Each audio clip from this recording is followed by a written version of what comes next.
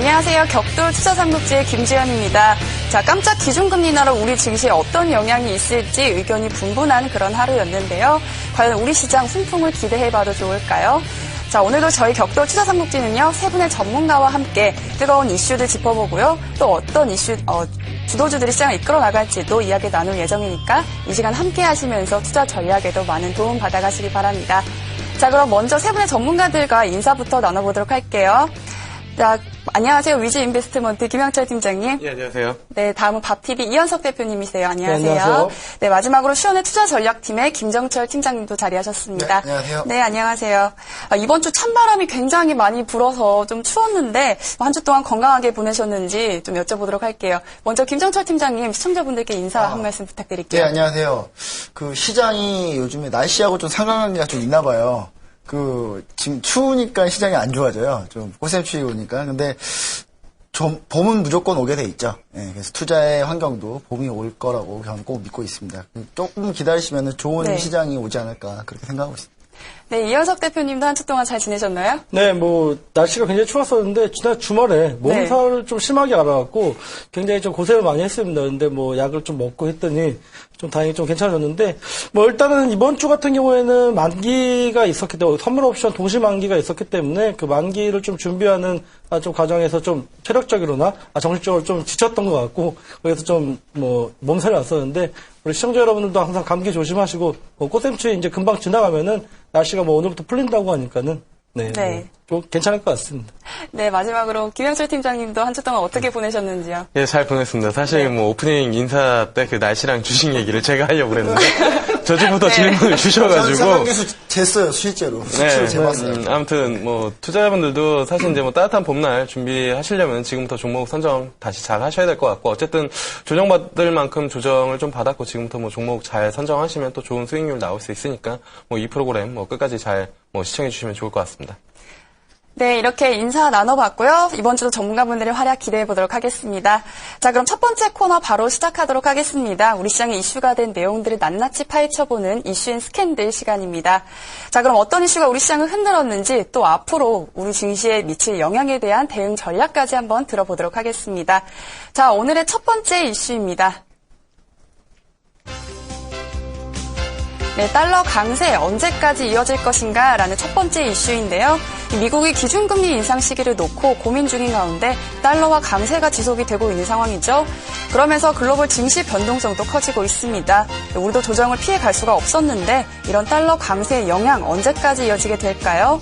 자, 먼저 김영철 팀장님 의견부터 들어보도록 하겠습니다. 예, 사실 최근에 슈퍼달러라는 이야기들이 이제 상당히 많이 이슈가 되고 네. 있고, 시장에서도 그런 부분들이, 이슈, 증시에도 영향을 좀 많이 미치고 있는데, 사실 강달러에 대한 부분들은 항상 그렇거든요. 모든 상품이나 아니면은, 통화 자산 자체가, 방향성이랑 이제 속도감이 가장 중요한데, 일단은 달러 강세에 대한 부분들은 어느 누구도 부정을 하기에는 쉽지는 않은 것 같습니다. 근데 문제는 뭐냐면은, 얼마나 이제 속도감 있게 더 추가적으로 상승을 할 수가 있느냐. 지금 달러 인덱스 같은 경우가 거의 99점, 어제 이제 75인가요? 거기까지 기록을 했고, 이제 100을 넘어갈 그런 시점에 있는 상황인데, 어쨌든 금리 인상 맞물려가지고, 사실 대부분의 이제 트레이더라고 해야 되나요? 투자자들이, 특히나 환 쪽 FX 거래하시는 분들이 일단은 달러 강세 베팅이 좀 강하게 들어가고 있지 않나, 이렇게 좀 볼 수가 있겠고, 그리고 이제 중요한 거는 사실 이제 달러 인덱스를 구성하고 있는 그 통화에서 이제 엔화랑 그다음에 이제 유로화가 상당히 이제 많이 포션을 좀, 특히나 이제 유로화가 포션을 많이 차지하고 있는데, 유로존 22쪽에서 이제 돈을 풀다 보니까 거기에 덧붙여서 이제 달러 강세를 지속적으로 좀 끌어올리는 그런 상황이 좀 나타나고 있지 않나, 이렇게 좀 볼 수가 있겠습니다. 근데 사실 개인적으로는 금리 인상 이슈보다는 유로존에 대한 통화 약세가 달러 강세를 더 밀어 올리고 있고, 거기에 이제 투기적인 포지션이 같이 들어가고 있다, 이렇게 좀 보고 있는 이유는, 사실 시장에서 6월달 금리 인상, 미국에서 이제 조사나 아니면 폴을 해봐도 한 20% 정도 비중밖에 안 되거든요. 그리고 사실 국채금리 같은 경우에도, 이 앞전에 이제 테이퍼링 이슈가 나오기만 해도 한 3%대인데, 3%대로 치솟아 올라갔는데, 지금은 아예 또 2%대라는 거거든요. 그렇기 때문에 사실 시장에서 계속 6월달 금리 인상 이렇게 얘기는 나오곤 했지만, 개인적으로는 그 이후의 시점으로 좀 나타날 가능성이 좀 높지 않을까, 이렇게 좀 보고 나오고 있고, 그 다음에 달러 강세는 사실 뭐 투기적인 포지션이랑 그 다음에 유로화의 영향이 좀 더 크다, 이렇게 좀 보시면 좋을 것 같습니다. 그리고 전반적으로 국내 증시에서도 이제 환율의 이슈에 맞물려서 사실 어제장의 그 공식, 그러니까 환율이 올라가면은 수출주, 그리고 수출주가 움직이면 전차군단, 요 공식이 어제 이제 성립이 됐고, 오늘 같은 경우에는 만기 이슈가 좀 같이 맞물렸다라고 이제 좀 보시면 좋을 것 같고요. 전반적으로 개인적으로는 추가적으로 원달러가 좀 더 그러니까 추가적으로 강하게 상방이 나오기는 좀 쉽지는 않다라고 보고 있는 시각인데, 사실 위쪽으로 추가적으로 더 올라간다라고 생각을 하면은 외국인들이 주식을 그렇게 꾹 부여잡고 있을 만한 그런 모멘텀이 없거든요. 위쪽으로 올라가면 당연히 환 손실이 발생이 되기 때문에. 근데 외국인들이 여기서 이렇게 뭐 추세적으로 매도를 하지 않는 이유 같은 경우에는 어쨌든 그 원달러가 추가적으로 상승을 강하게 하지 않겠다라는 뭐 그런 이제 뭐 전략이 좀 짜여 있지 않나, 이렇게 좀 보고 있습니다. 네, 국내 시장에서 뭐 환율 상승 같은 경우에는 수출주 중심으로 외국인 매수세가 좀 유입이 되고 있기 때문에 이런 수출주의 이익 개선까지도 좀 정리를 해볼 수가 있겠네요. 네, 이어서 바로 이현석 대표님 의견도 들어보도록 하겠습니다. 네, 뭐 지금 뭐 달러 강세에 대한 얘기들이 뭐 지속적으로 나오고 있는데, 이게 지금 뭐 어제 오늘 얘기는 아니고 사실 유로존에서의 양적 완화에 대한 부분들과 맞물렸던 것이 좀 달러 강세를 좀 지속적으로 있었고, 그다음에 결국에는 미국의 기준금리 인상에 대한 이슈가 아직 뭐 존재하기 때문에 거기에 따른 기대감들로 인해서 또 달러 강세에 대한 베팅이 지금 뭐 들어오고 있는 모습입니다. 그래서 뭐 국내 증시에서 이제 달러 강세가 얘기가 나오면은 결국에는 우리가 수출주를 빼놓고 얘기를 할 수가 없습니다. 뭐 수출주를 계속 뭐 지속적으로 좀 관심 있게 좀 봐야 되는 부분들인데, 그 이유는 뭐 달러 강세가 뭐 이루어진다고 하면은 수출주 같은 경우에는 달러 강세에 대한 반사 이익을 가져가기 때문에 내수주보다는 수출주 위주로 수급이 쏠리는 현상이 나타나기 마련입니다. 아까 뭐 김학진 대표님 말씀하셨지, 어제 뭐 시장은 좀 밀리는 반면에 현대차와 기아, 뭐 삼성전자가 시장을 이끌었고, 전차군단에서 대표적인 수출주죠. IT와 자동차는 대표적인 수출주라고 볼 수 있는데, 이쪽에 외국인들 수급이 좀 강하게 들어온 모습도 우리가 좀 체크를 해봐야 되는 부분들이고, 지금 뭐 달러 강세가 당분간은 좀 지속될 가능성이 좀 높다, 이렇게 좀 봐야 됩니다. 여기서 고점을 좀 더 갱신할 가능성은 있고, 여기서 달러 강세가 기간이 중요한데, 기간은 당분간은 좀 지속될 것이다, 뭐 이렇게 본다고 하면은 장기적으로 봤을 때 우리가 포트를 지금 시점에서는 내수주 비중보다는 결국에는 수출주 위주의 포트 편입이 중요하다, 이렇게 볼 수 있는데, 일단은 결국적으로는 전차가 뭐 자동차와 IT에 대한 비중을 좀 확대하는 것이 지금 상황에서는 좀 유리하다, 이렇게 볼 수 있겠고요. 그 중에서도 또 IT 같은 경우에는 뭐 부품 쪽 위주로 갈 수가 있는데, 거기에서는 애플행 부품, 지난 방송에서도 말씀을 좀 드렸었는데, 애플행에 대한 IT 부품주들에 대한 뭐 포트 확대가 좀 뭐 되겠고요. 그다음에 자동차 쪽에서도 완성차 기업들 같은 경우에는 사실 달러 강세의 수혜를 좀 받긴 하는데, 하지만 완성차 기업들 같은 경우는 사실 달러 강세보다는 엔화에 대한 영향을 더 많이 받기 때문에 지금 엔저 효과가 지금 지속되고 있으면은 완성차 쪽에서는 수혜를 좀 보기에는 좀 힘들다. 네. 그렇다고 하면은 자동차 쪽의 어떤 섹터를 본다고 하면은 자동차 부품 쪽에서의 어떤 약진들이 좀 나올 가능성이 있다.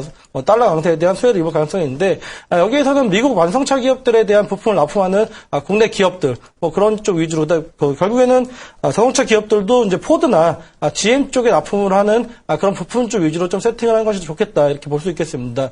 그 이유는 지금 뭐 유럽에 지금 뭐 폭스바겐이나 BMW, 벤츠 같은 곳에 납품을 하게 되면은 유로화로 좀 결제를 받는 모습들이 있고, 결국에 기아차 같은 경우에는 사실 러시아 쪽과 수출의 어떤 확대를 이뤘었는데 루블화의 가치 하락으로 인해서 기아차가 굉장히 힘들었던 그런 모습들을 좀 보였기 때문에 지금은 매출처에 대한 확인도 분명히 필요한 시점이다, 이렇게 보고 있습니다. 그리고 지금 달러 강세에 따른 지금 상품 가치 하락도 주요 이슈로 좀 점쳐지고 있는데, 달러 강세에 따른 뭐 주요 상품 중에서 결국에는 원유죠.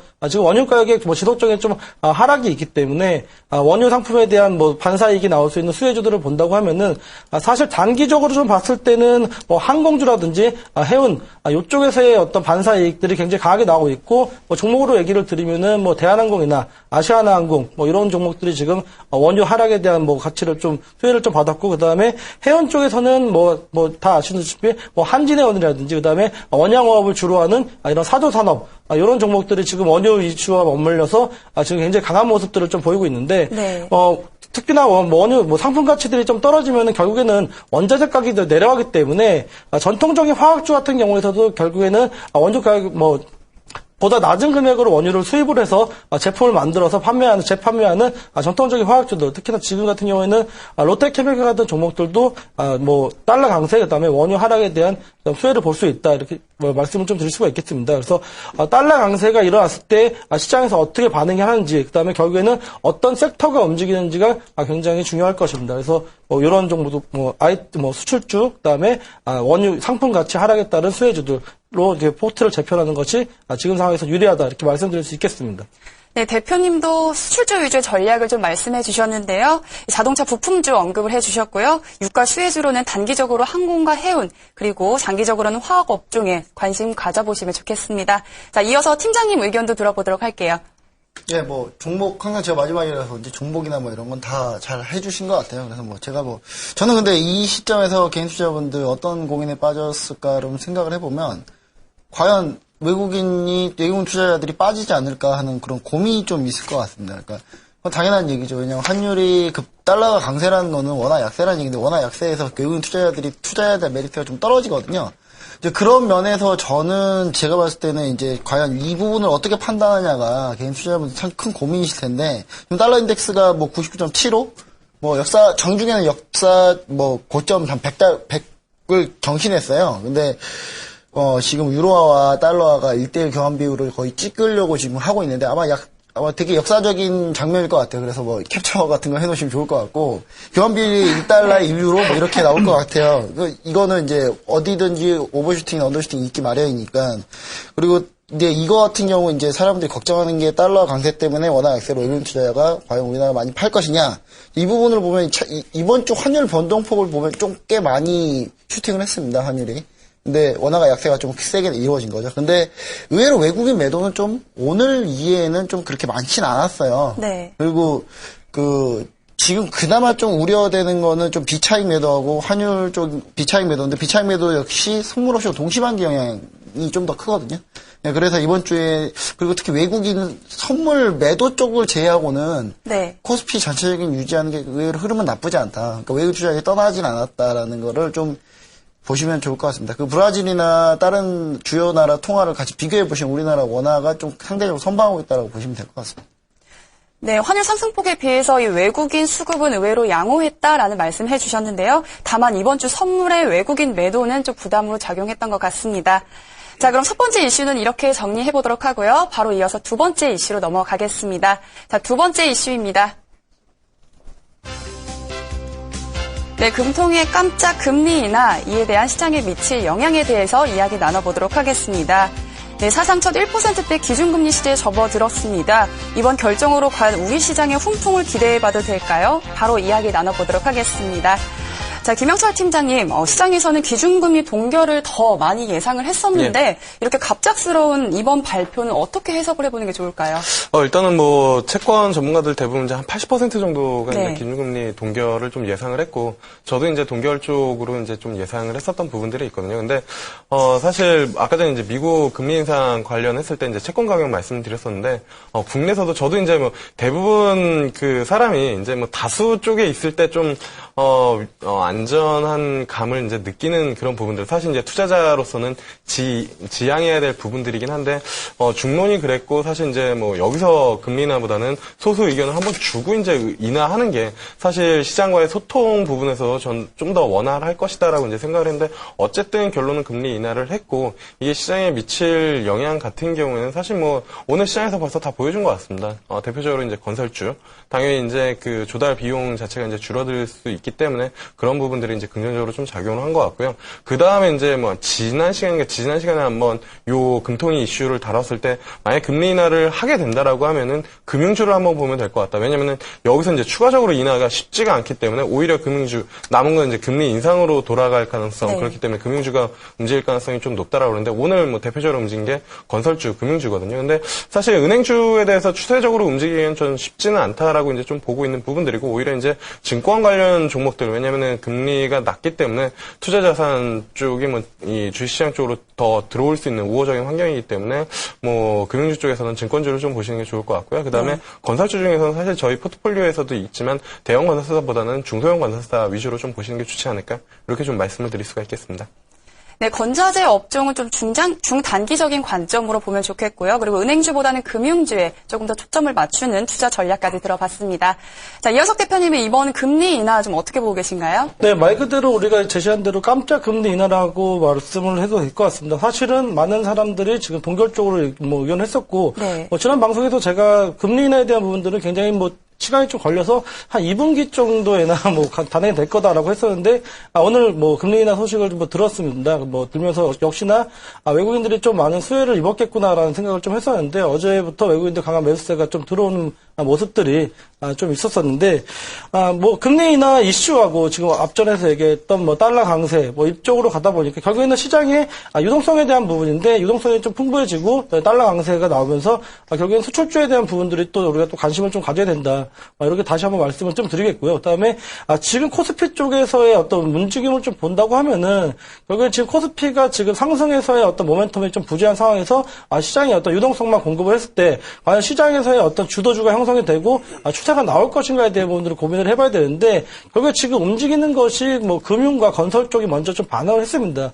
이 부분은 전통적으로 시장에 유동성이 공급됐을 때, 당연히 움직이는 것들이 좀 움직였었고, 이것은 여기서 벌써 순환매가 좀 시작이 됐다는 신호를 좀 보여주고 있는데, 확실한 추세가 나오기 전까지는 결국에는 유동성을 가지고 시장 섹터별로의 어떤 순환매가 좀 빠르게 돌면서 결국에 주도 업종이 나올 것입니다. 그래서 여기에서는 지금 어떤 유동성에 대한 순환매에 좀 주의를 하시면서 확실한 추세가 나오기 전까지는 어떤 한 섹터에는 집중하기보다는 섹터별로 돌아가는 어떤 추이를 보면서 결국에 코스피 같은 경우에는 2,000포인트를 돌파를 해야 거기에서 추가적인 랠리를 좀 기대할 수 있다고 좀 보기 때문에 일단 2,000선까지는 좀 감망하는 자세로 지금 좀 보시면서 포트, 섹터, 그다음에 어떤 수급 사항들을 체크하는 것이 좀 중요하다고 좀 생각을 합니다. 네, 글로벌 통화 완화의 영향도 이번 금리 인하에 영향을 줬다라고 분석해 볼 수 있겠네요. 네, 마지막으로 김정철 팀장님 의견도 들어보도록 하겠습니다. 네, 시간은 짧은데, 할 얘기도 많네요. 시간 되게 짧게 주셨는데. 일단, 얘기 드리면 되게 불만 많습니다, 이거. 문제 있어요, 상당히. 세상에 예보 없이 금리 인하했는데 외국인은 미리 샀어요. 미국인들만 미리 알았나 봐요, 이거를. 이거 이럴 수 있습니까, 사실? 솔직히 투표로 진행되는 건 맞아요. 미국 금리 결정하고 우리나라 금리 결정 의사구조가 좀 다릅니다. 근데 제가 봤을 때는 이거 직가방이 나자 배 떨어지는 거거든요, 이거는. 내수주보다 수출주를 결국 선택한 건데 우리나라 지금까지 계속 수출주 선택해가지고 경제구조가 지금 바뀌었습니까? 지금 바뀐 거 하나도 없는데 또 다시 수출주를 선택한 거예요. 그러니까 내수는 결국 포기한다는 거죠. 그러니까 이 나라 가지고 있는 이쪽 기득권 생각들이 어떤 생각인지 저는 잘 모르겠어요, 저는. 그러니까 계속 실패한 선택을 계속 되풀이하는 이유가 어떤 선택인지 잘 모르겠고, 저는 2분기에 사실 금리 인하할 이유가 없거든요, 사실. 금리 인하 효과가 그렇게 크지 않습니다, 사실. 그래서 저는 이번 금리 인하가 아마 네. 우리나라 경제 기조가 어떤 기조인지 다시 한번 보여준, 그런 거고, 결국 우리는 이런 거에 맞춰서 대응할 수밖에 없는 세상에 살고 있다. 저는 그렇게 얘기하고 싶습니다. 네, 내수보다는 결국 수출을 선택했다라고 그렇게 보고 계신데요. 이렇게 시장에 예고 없는 전격적인 금리 인하로 인해서 조금 어려움을 겪지 않을까라고 말씀해 주셨습니다. 네, 이렇게 두 가지 이슈까지 이야기 나눠봤고요. 지금까지 이슈앤 스캔들 시간이었습니다.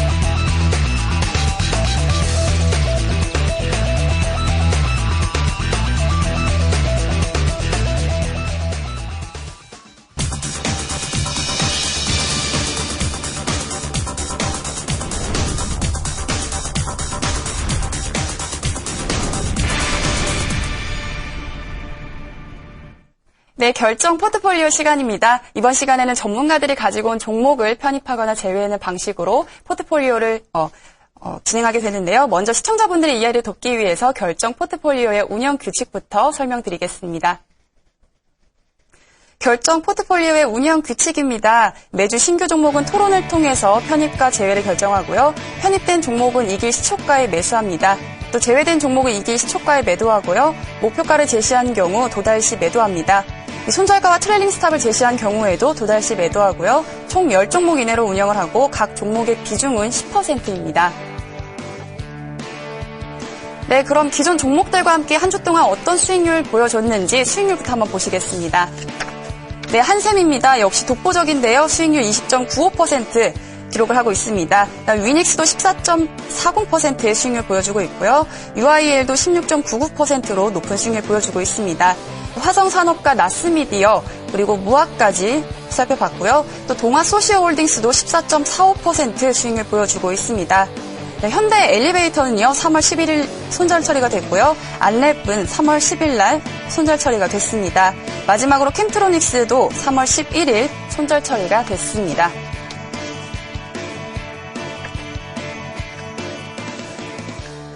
네, 이제 편입된 종목들에 대해서 점검하는 시간을 먼저 가져봐야겠죠. 먼저 김영철 팀장님, 지난주에 이어서 이번 주도 한샘이 신고가를 경신을 했습니다. 수익률도 단연 돋보이는데요. 이번 주 편입된 종목은 좀 살짝 아쉽습니다. 무학이 좀 아쉬웠는데요. 다른 종목들 좀 어떻게 대응해보면 좋을까요?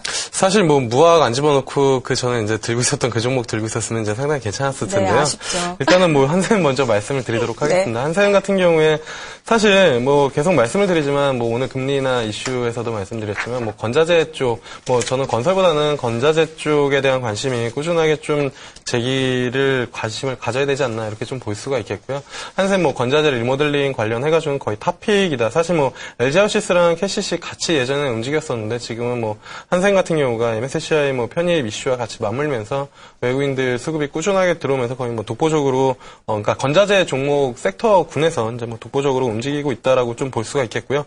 사실 뭐 외국인들 사실 뭐 어제 오늘 소폭 매도했지만 그거를 놓치기 아까운 투신이 다시 뭐 받아가는 그런 형국이 계속 나타나고 있어서 일단은 뭐 보유를 할 예정이고요. 그 다음에 이제 두 번째로는 화성산업입니다. 뭐 그 대형 건설사보다는 지방 중소형 건설사 위주의 포트가 좀 더 괜찮다라고 이제 좀 보고 있는 부분들이고, 뭐 개인적으로 화성산업은 제2의 IS 동서가 됐으면 하는 그런 바람을 좀 갖고 있고, 뭐 지금 한 달 정도 가까이 이제 뭐 횡보를 하고 있는데, 이러다가 한 번씩 장대 항봉 뽑으면은 한 달 수익률을 충분히 뭐 뽑아내는 그런 모습을 좀 보여주고 있기 때문에, 일단 뭐 화성산업까지 보유를 하도록 하겠고요. 그 다음에 이제 세 번째로가 무학인데요. 무학 사실 이제 고점 부근에서 한 번 더 뭐 치고 올라갈 줄 알았는데, 어쨌든 21선을 조금 하회를 하는 모습을 좀 보여주고 있습니다. 수급 상황 잠깐만 보면은 사실 놓치기가 너무 아까운 게 투신 쪽에서 매도가 나오고 있지만 그거를 연기금이 지금 한 달 넘게 꾸준하게 정말로 착실하게 매수를 해주고 있고요. 그다음에 외국인도 매수를 해주고 있기 때문에 일단은 뭐 무학 같은 경우에도 일단은 손절 라인은 바꾸지는 않고요. 그 가격 유지를 하면서 일단은 보유를 하는 전략을 말씀을 드리도록 하겠습니다. 네, 세 종목 모두 양호한 흐름들 보여주고 있어서요. 포트폴리오에 계속 유지하도록 하겠습니다.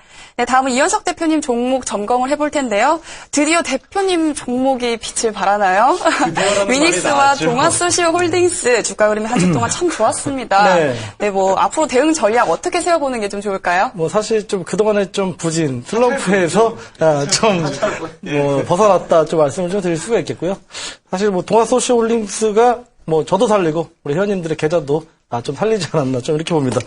네, 자 그 동아소시오홀딩스 같은 경우에는 저희가 편입을 지난주 금요일 날 좀 편입하고 지금 일주일 만에 한 14% 정도의 지금 상승분을 좀 보였고 양호한 수급 상황이 지금 뭐 나오고 있습니다. 지금 전고점이라고 할 수 있는 15만 5천 원 정도까지는 한번 고점 돌파 시도를 뭐 노려볼 만한 자리이기 때문에 뭐 지금 상황에서는 뭐 홀딩 보유하면서 다음 주까지는 끌고 가는 전략으로 저희가 대응을 좀 하도록 하겠습니다.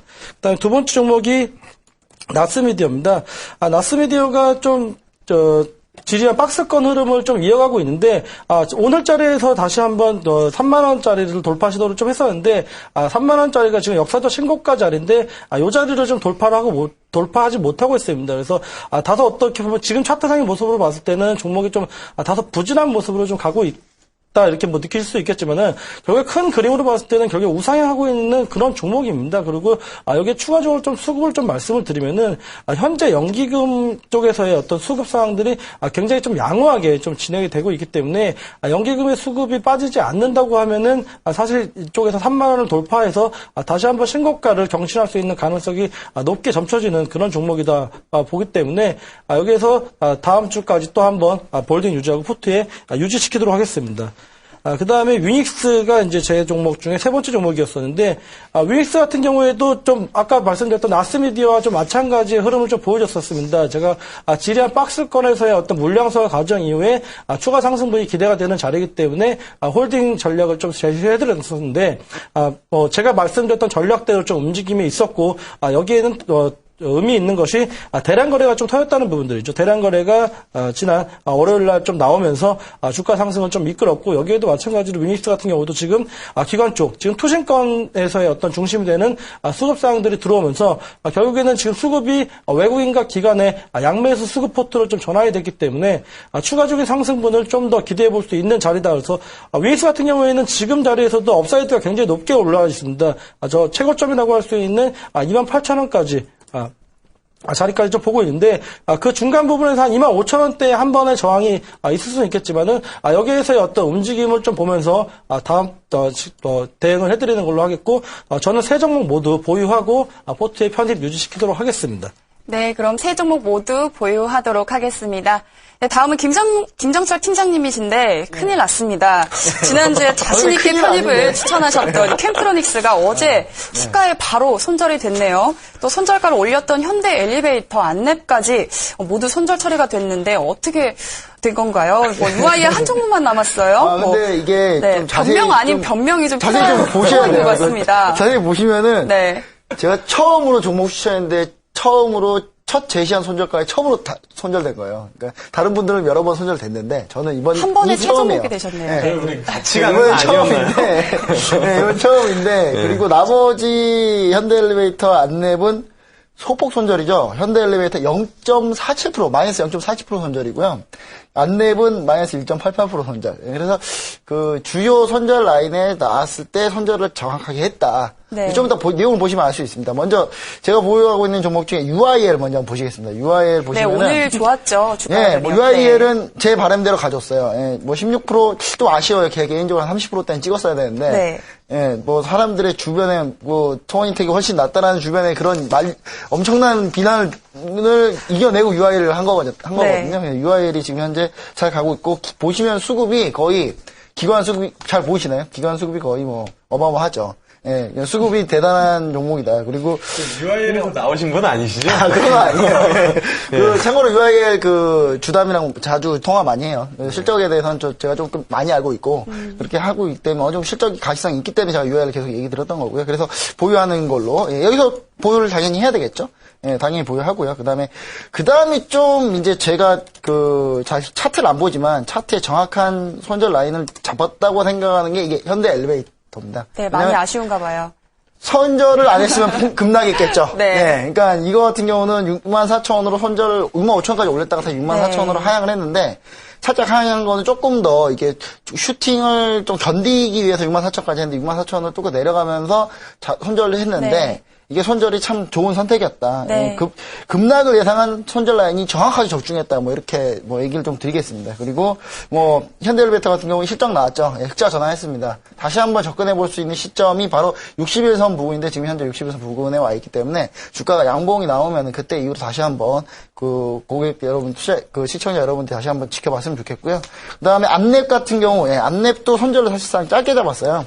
왜냐하면 핀테크 종목은 있어야 되는데, 핀테크 종목 중에 보안주 관련주 종목 중에 괜찮은 건 없고, 그래서 안랩을 했는데, 또 제가 제 종목만 너무 많이 차지하고 있으니까, 다른 두 분 종목을 못 들어오니까 네. 자꾸.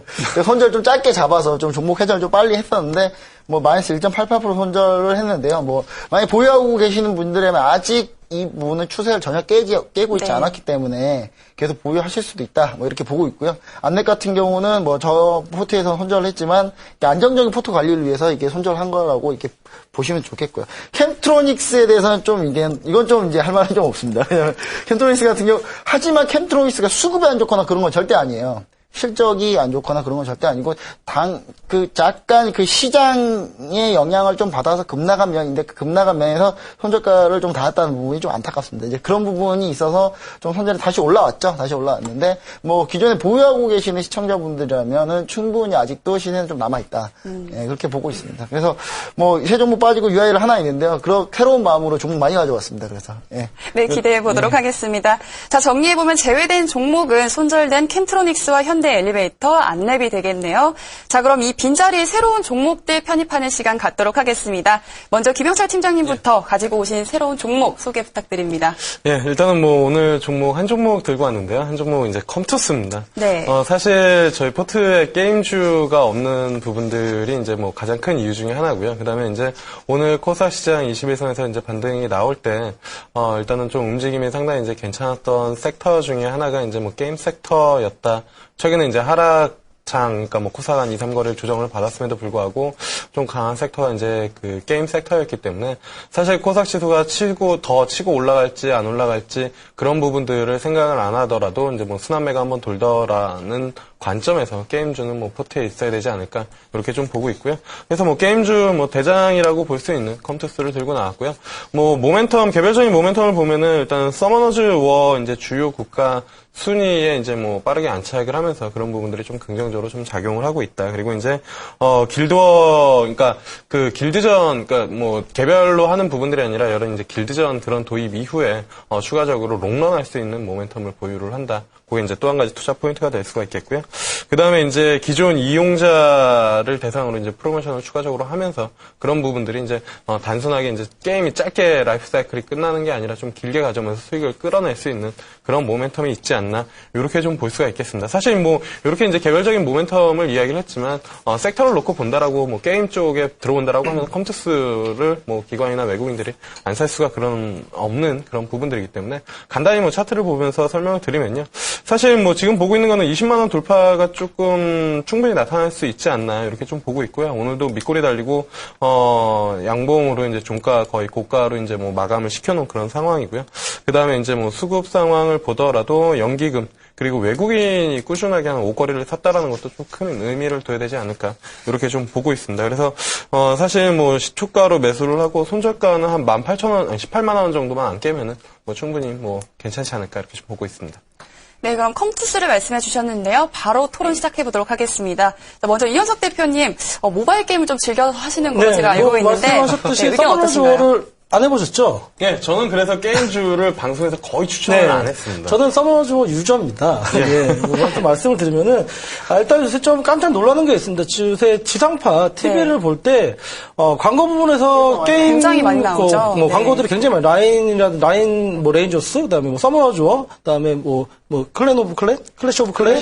네, 뭐 그런 종류의 그런 광고들이 굉장히 많이 나오고 있는데, 특히나 서머너즈워 같은 경우에는 지금 해외 쪽에서의 어떤 손익가 지금 빠르게 지금 올라가고 있다. 뭐 이렇게 좀 말씀을 드릴 수가 있겠고, 그다음에 지금 외국인들 수급이 좀 나오고 있는데 그 중에서도 저는 좀 높게 보는 게 컴투스 같은 경우는 기존적으로 뭐 예전에 뭐 모바일 게임 쪽에서는 다음 카카오톡과 연결된 어떤 액션 게임들이 굉장히 핫했었는데 거기에 따른 플랫폼 비용들이 굉장히 많이 나왔습니다. 근데 컴투스 같은 경우에는 그 플랫폼 비용을 내지 않으면서 자체 플랫폼 개발을 결국 했었었는데 지금 페이스북이나 어떤 계정하고 연결되는 자체 플랫폼까지 좀 개발한 상태이기 때문에 저는 좀 긍정적으로 좀 평가합니다. 컴투스는.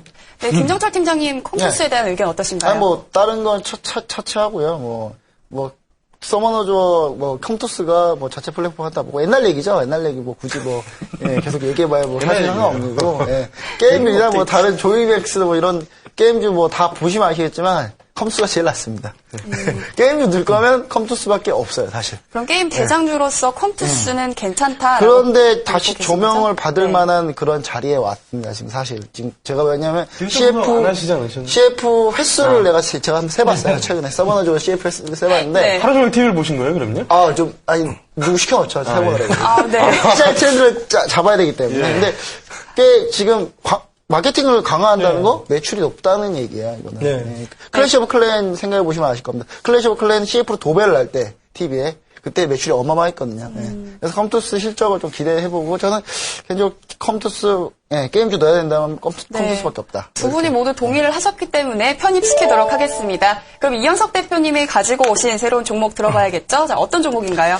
저는 오늘 준비한 종목은 이제 파세코라는 종목입니다. 네. 뭐, 지난 위닉스하고 좀 마찬가지로 어떤 계절적인 요소가 좀 강한 뭐 가전 뭐 주방 업체인데, 뭐 파세코 같은 경우에는 뭐 난로, 뭐 석유 난로 쪽에서의 어떤 국내 마켓시어 1위의 그런 기업인데, 지금 재고 있는 것은 지금 15년 이 레인지 후드 쪽에서의 어떤 판매가 지금 양호하게 나가고 있다. 그러면 결국에는 건자재 부분 쪽과 맞물리면서 한생과 같은 뭐 그런 시세가 한번 나올 수 있는 그런 뭐 종목이 될 수 있다라는 뭐 생각에 좀 준비를 했고요. 지금 뭐 수급적인 상황에서는 아직 기관 수급들이 좀 빠져 있고 외국인들 위주의 좀 수급이 좀 편입되어 있는 상태고, 지금 ODM 방식으로 지금 뭐 삼성 헤어제이나 한샘 쪽에 지금 뭐 납품을 하고 있는데, 그 매출액이 굉장히 지속적으로 좀 증가하고 있는 모습입니다. 주가 같은 경우에서도 보시면은 지금 파세코 같은 경우에는 지금 뭐 여름철에 지금 한번 고점을 찍고 좀 밀려서 지금 바닥권에서 물량 소화 과정을 좀 보이고 있는데, 이 물량 소화 과정의 어떤 모습을 보시면은 굉장히 라운드로 지금 물량 소화 과정을 하고 있고, 지금 의미 있는 뭐 거래량이 좀 나왔습니다. 오늘자리에서 또 의미 있는 거래량이 좀 돌파하면서 윗꼬리를 다른 부분들이 좀 아쉽긴 하지만은 네. 충분히 업사이드가 높은 종목으로 좀 추천해 볼 만하다. 이렇게 좀 말씀을 드리겠고, 결국에는 이런 종목들이 위닉스와 같은 시세를 분출하기에는 적당한 물량소화 과정이 나온 이후에 추가적인 상승 패턴, 전형적인 바닥권 탈출하는 그런 시그널들이 좀 포착이 됐기 때문에 오늘 뭐 파세코 충분히 자신 있게 좀 들고 나왔습니다. 네, 자신있게 가지고 오신 종목 파세코였습니다. 자, 먼저 김영철 팀장님 이 종목에 대해서 어떻게 좀 보고 계신가요? 네, 뭐 저는 개인적으로는 네. 이제 좋게 보는데, 사실 너무 메가 트렌드 아닌가. 그러니까 물론 이제 좀 포인트에서 이제 한샘이나 아니면은 삼성 하우징 쪽으로 이제 납품을 한다라고 했는데, 아무래도 이제 매출 비중이 여전히 이제 그 겨울 쪽, 네. 석유 난로 쪽에 이제 좀 포커싱이 되어 있기 때문에, 아직 봄이 오지 않았는데 벌써 겨울을 준비하시는 게 제 얘기도 아닌가. 그 얘기예요. 네. 사실 뭐 그 전에 저는 삼천리 자전거 한번 들고 나올 거라고 생각을 했거든요. 네. 워낙 이제 뭐 자전거 타는 것도 좋아하시고. 삼천리 괜찮아요. 봄을 삼천리 준비를 해서 괜찮아요. 사실 봄 다음에 겨울을 준비할 줄 알았는데 바로 겨울을 넘어간 너무 이유는 앞서간 종목이어서 오늘 제가 좀 한 거래량과 템포 좀 빠르죠. 네, 좀 지금 빠르긴 하지만 두 템포가 좀 빠른 두 템포 것 정도 같은데요. 빠른데 사실 삼천 자전거도 마찬가지입니다. 지금 삼천 자전거 약간 늦었습니다. 사실 삼천 자전거는 늦은 건가요? 안 늦은 것 같은데. 지금 삼천 자전거 얘기하는 게 파세코 마찬가지입니다. 결국에는 주식은 사실 안 늦은 것 같아요. 주식을 사는 것이 여러분들 지금 뭐 현재를 사는 것이 아니라 우리 그 기업의 미래 가치를 사는 거기 때문에 지금의 어떤 주가보다는 어떤 미래 뭐 가치, 성장성 이런 것들을 가지고 좀 준비를 했다. 뭐 이렇게 좀 봐주시면 좀 좋겠습니다. 근데 솔직히 파세코요. 솔직히 네. 저는 밸류에이션 측면에서 상당히 좋아요. 예, 밸류에이션 다 되게 좋아요. 좋고, 저는 이게 만약에 레인지도 홈쇼핑 쪽에서 성장이 계속 된다면은 뭐 영업이 좀 떨어지겠죠. 왜냐면 홈쇼핑이 다 챙겨가니까 홈쇼핑 욕하려고 이런 얘기 하는 건 아닌데, 하여튼 그 홈쇼핑 쪽에는 뭐 좀 불합리함이 좀 발생하죠. 발생하겠지만 그래도 파세코는 좀 괜찮다 밸류에이션. 하지만 한샘이 있잖아요. 네. 한샘을 밀어내고 그때 들어오면 괜찮을 것 같아요. 그러니까 예를 들면 쉽지 않겠네요. 지금 저는 한샘이 있는데 왜 파세코를 또 넣어야 되는지, 우리나라 건자재 비중이 우리나라 코스피 전체 포트의 20%를 차지하는지, 그건 아니잖아요. 결국 한샘은 결국에는 우리 김현희 팀장이 어느 정도 시점에서 양보를 하셔야. 수익 실현을 좀 하지 않을까 아니 계속 해서 신고가가 나는데 저도 수익 실현 하려고 그러는데 신고가가 나고 나잖아요. 네, 그래서 좀 파세코 이슈는 사실 난로 이쪽보다는 사실 이현석 대표님이 들고 빌트인 오시는 쪽입니다. 빌트인 쪽이잖아요. 그래서 저는 한샘이 있기 때문에 한샘이 좀 혹시 좀 유미한 자리를 이탈하면 그때 파세코를 그때는 제가 무조건 대찬성 하겠습니다. 김현 팀장님 갖고 나오시는 거 아닙니까? 그럴 수도 있겠네요. 그럴 수도 네. 있어. 왜냐면 별로 좀 괜찮아요. 솔직히 괜찮고 자리도 나쁘진 않아요, 사실. 나쁘진 않습니다, 진짜. 하지만 워낙에 완강하게 저 완강하진 않습니다. 굳이 저는 좀 한샘이 완강해요. 왜 네. 굳이 건자재를 두 종목을 넣어야 되냐. 그거에 부분도 제가 신경 안 쓴 건 아닙니다. 사실 근데 한샘 같은 경우가 더 좋죠. 사실 지금 어떤 주가적인 측면이나 어떤 매출, 그다음에 마켓 시어적인 부분들이 한샘이 좋은 건 제가 인정을 합니다. 하지만은 뭐 파세코 같은 종목들 같은 경우는 오늘 갖고 나온 이유는 제가 지난 방송에서 계속 추천드리는 어떤 종목들이 어떤 뭐 트렌드를 뛰어넘는 메가 트렌드, 그다음에 성장성, 그다음에 그 주식의 어떤 수익 이상의 수익을 좀 추구하는 그런 종목들을 오래 걸리니까 나중에 괜찮을 것 같아요. 뭐 오늘 뭐 의견들이 좀 분분하긴 합니다. 사실 저는 이현 대표님 오늘 네. 자동차 관련 가져올 줄 알았어요. 뭐 아직 그것 때문에 제가 안 가져왔거든요. 근데 안 가져놨는데 가져올 걸 그랬어요. 제가. 네, 안타깝네요. 많이 갖고 있습니다. 그래서 뭐 한샘 이 있기 때문에 굳이 두 분이 이렇게 강력하면 전 욕심을 좀 강력하지 부리지 저만 않겠는데 강력해요. 네, 저는 한샘의 강력하지 밀린 않습니다. 파세코였습니다. 한샘하고 그러면- 붙자 그러면 네. 솔직히 깨갱할 수밖에 없는 종목이라. 그러면 파세코는 종목에서 제외를 시키도록 하겠습니다. 네, 마지막으로 김정철 팀장님이 가지고 오신 종목 소개 들어봐야겠죠? 어떤 종목 가지고 오셨나요? 참고로 제가 뭐 이거 파세코를 안 넣어야 제 종목 두 종목이 다 들어간다 이런 얘기는 아니에요. 이런 얘기는 아닌데 그런 의도가 어떻게 있다고 하는 거예요? 보였습니다. 네. 지금 뭐 원래 한 8개 가져나왔어요. 근데 그 8개 중에 딱 한 종목이 다 그 6개 종목 중에 6개 종목을 한 종목이 다 커버해요.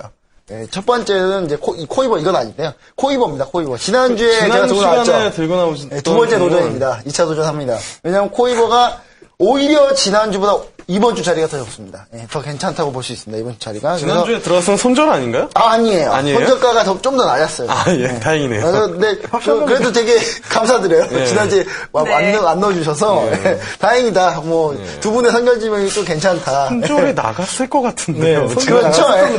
예, 살짝 지난주에 났을 수도 있어요. 있지만, 그래서 뭐, 많이 도와주셔서, 지난주에 안 들어갔잖아요. 그래서 이번 주에 다시 재차 도전할 만한 좋은 자리인데, 뭐, 똑같습니다. 통신장비 업체고요. 데이터 사용량 증가로 통신장비 교체 수요가 상당히 많이 발생하고 있는데, KT, LG 플러스, 그 다음에 SK 브로드밴드 모두 다 통신사업자에게 납품을 하고 있고요. 그리고 광통신 원천 기술도 가지고 있고, 제품 라인업이 상당히 좀 다변화하고 있습니다. 그래서, 이게 제가 봤을 때는 좀 코이버 같은 경우도 상당히 미래 실적이 상당히 좋거든요. 그리고 이쪽에 또 주담하고 또 제가 요즘에 좀 친해지려고 많이 노력을 하고 있는 중이에요. 그래서 이쪽 주담하고 네. 친해지면서 좀 실적에 대해서 좀 많이 듣고 기업에 대해서 좀 많이 알아가면서 제가 확인해 본 결과 상당히 미래 성장성이 상당히 좋은 종목이다. 예, 그런 면에서 조금 접근을 다시 한번 해보시면 어떠나 싶습니다. 그리고 우리 포트에 통신장비 관련주가 없어요. 네. 네, 없다는 점. 그렇다고 해서 우리가 뭐 이제 최근에 급등한 텔레빌드 이런 거 할 수 없잖아요. 네, 그런 거 할 수 없어서 이제 코이버를 제가 가져 나왔고요. 그다음 두 번째, 제가 한 6개 종목을 압축을 했는데 6개 종목을 한 곳에 다 때려 부었습니다. 바로 삼성전기입니다.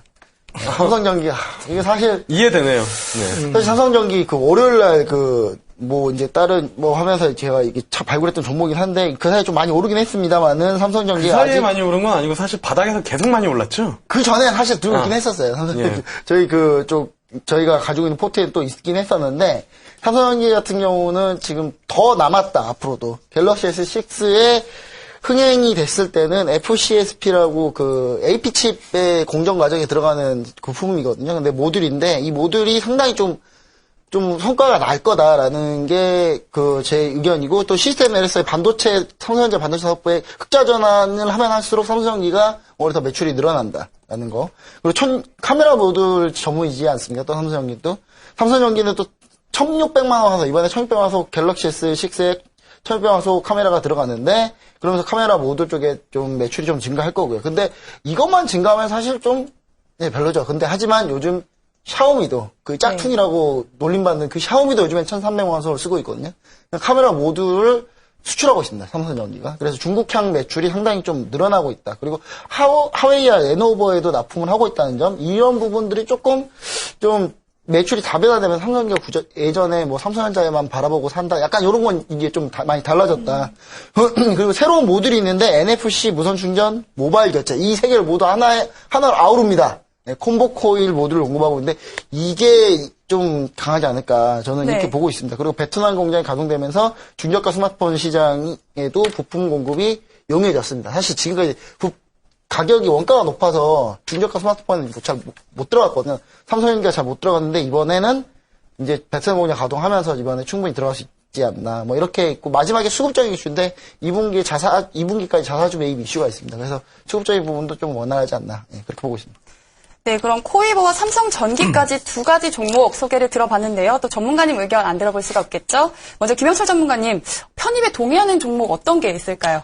뭐 사실 저는 코이버 정도는 동의를 코이버요? 하는데요. 삼성전기는 조금 그렇다라고 이제 좀 보고 있는 부분들이거든요. 사실 삼성전기가 나쁘다라는 부분들은 아니에요. 그리고 코이버 같은 경우에 뭐 지난 시간에 이제 뭐 한번 이야기를 했기 때문에 저는 뭐 괜찮은 부분들인데 삼성전기 사실 그 차트를 아마 이제 뭐 시청자분들, 투자자분들이 한번 보시면 아시겠지만 2010년부터 2014년까지 주가 주봉이나 월봉으로 보시면 2분기가 딱 고점입니다. 뭐냐면은 삼성전자 갤럭시 시리즈가 이제 MWC 이제 거기서 이제 뭐 오픈을 하고 나서 그거에 대한 기대감으로 이제 상승을 하고 그게 2분기까지 이제 실적을 선 반영을 해서 주가를 땡겨놓고 그 다음에 이제 뭐 하반기로 갈수록 좀 주가 조정이 나왔다라는 거거든요. 근데 워낙 이제 삼성전기 자체가 그 삼성전자 그 비중이 한 50%, 60%가 있기 때문에 그런 부분들이 뭐 구조적으로 발생할 수밖에 없는 부분들인데 앞서 이제 뭐 우리 팀장님께서 코멘트를 해주실 때 이제 다른 쪽, 그러니까 그 이제 뭐 납품처를 좀 다변화한다라는 부분들이 저는 개인적으로는 좀 긍정적이지만 이번에도 마찬가지로 2분기가 고점일 가능성이 좀 높지 않을까. 그리고 저점에서 한 100% 정도 올라왔기 때문에 그래서 저는 뭐 단기적으로 추가적인 부분들은 뭐 포트에 편입해서 수익은 누려도 좋다 하지만 뭐 2분기 안에는 좀 빠져나와야 되는 종목이지 않을까라고 뭐 개인적인 의견으로 좀 말씀을 드리도록 하겠습니다. 네, 코이버에 대해서 좀 긍정적인 반응을 주셨고요. 다음에 이현석 대표님 네. 어떠신지 의견 뭐 부탁드릴게요. 코이버 같은 경우에는 지난 시간에 좀 편입을 좀 보류시켰던 부분들이 이제 거래량에 대한 부분들이었는데 뭐 마찬가지입니다. 저는 사실 아직 거래량이 아직 회복되지는 못했다라고 좀 보고 있는데 뭐 통신장비 잘할 게 없어요. 네, 진짜. 대한 부분들 그다음에 너무 많이 지난 탑승해서. 뭐 21선 터치하면서 어떤 뭐 지지 라인은 좀 어느 정도 형성이 되는 모습들은 좀 네. 보여줬기 때문에 뭐 코이버는 오히려 지난 자리보다는 이번 오늘 훨씬 자리가 좋죠. 훨씬 좋죠. 지난주에 들었으면 무조건 선적이었죠. 않았나. 선전지명 해주셨잖아요. 뭐 이렇게 때리셨으니까. 뭐 생각해서 저는 뭐 편입에 대해서는 뭐 충분히 뭐 이제 뭐 이번에 코이버는 동의를 좀 하는 부분들이고요. 1.2기네요, 네, 1.2기. 네, 탈입이 됐고 그다음에 삼성전기도 마찬가지로 삼성전기 하나만 좀 얘기 드릴게요. 삼성전기 삼성전기는 2월 말 2분기 이후로 꼬꾸라진 건 맞습니다. 근데 차트를 좀 더 자세히 보면은 턴어라운드하는 시점하고 추세 하락 시점하고는 좀 다르죠, 이거는. 네. 삼성전기가 사실은 그런 부분이 좀, 굉장히 무거운 종목인데 지금 올라가는 건 굉장히 가볍게 지금 올라가고 있습니다. 네. 뭐 여기는 뭐 수급도 있고 그다음에 어떤 모멘텀 뭐 MWC 쪽 모멘텀하고 뭐 NFC 관련 모멘텀이 또 있었는데 좀 김 팀장님, 김전 팀장하고는 어울리지 않는 종목을 갖고 나오지 않았나. 왜냐면 이게 종합 선물 세트를 갖고 나와서 네, 사실은 종합 선물 세트 별로 안 좋아하시거든요. 사실 저희가 네. 삼성전자를 못 넣는다는 점에서 수출주 비중을 넣어야 돼. 삼성전자를 못 넣어서 어쩔 수 없이 가지고 요런 맥락도 좀 있습니다. 네, 그리고 뭐 삼성 쪽보다 LG 쪽을 더 선호하시는 LG노텍 차트 보시면은 네. LG노텍 꼬꾸라였어요. 꼬꾸라였죠. 네. LG노텍 같은 경우는 지금 뭐 지난주에 들고 나오시지 않으셨나요? IoT가 생각보다 그다음에 삼성전기 같은 경우에도 사실 뭐 김현수에서 저는 업사이드가 높지는 못하다고 좀 보고 있습니다. 사실은 뭐 9만 원 봅니다. 편입에 대해서는 있는데 10만 원대 매물대도 뚫기는 사실 9만 쉽지 원입니다. 않은 목표 9만 원이면 저는 9만 원 저는 괜찮습니다. 정도까지는 괜찮은데 그 위로는 사실 매물대가 상당히 8만 두텁다. 5천 원 낮출 수도 있습니다. 네, 그럼 결론적으로 코이버 편입되시는 거를 다 동의하시는 거죠? 네, 코이버 듣고 삼성전기도 뭐 네. 지금 자리에서는 뭐 예, 9만 원이라고 하면은 저는 9만 원이라고 뭐, 예. 하면은 네, 편입시키도록 하겠습니다. 네, 이렇게 해서 이번 주 편입될 종목들 이야기 나눠봤고요. 최종 포트폴리오 정리해보도록 하겠습니다. 네, 컴투스 내일 시초가에 매수하도록 하고요. 네, 서머너즈와 롱런 가능성 투자 포인트로 짚어주셨습니다. 다음으로는 코이버고요. 내일 시초가에 매수를 하고 이 데이터 트래픽 증가에 따른 통신 장비 교체 수요가 투자 포인트가 되겠습니다. 마지막으로 삼성전기 내일 시초가에 마찬가지로 매수합니다. 갤럭시 S6가 기대되는 그런 종목이었습니다. 네, 자 이렇게 포트폴리오가 든든하게 채워졌고요. 한 주간 어떤 종목이 화끈한 수익률을 보여줄지 기대가 됩니다. 네, 지금까지 결정 포트폴리오였고요. 잠시 화면 보시고 다시 돌아오겠습니다.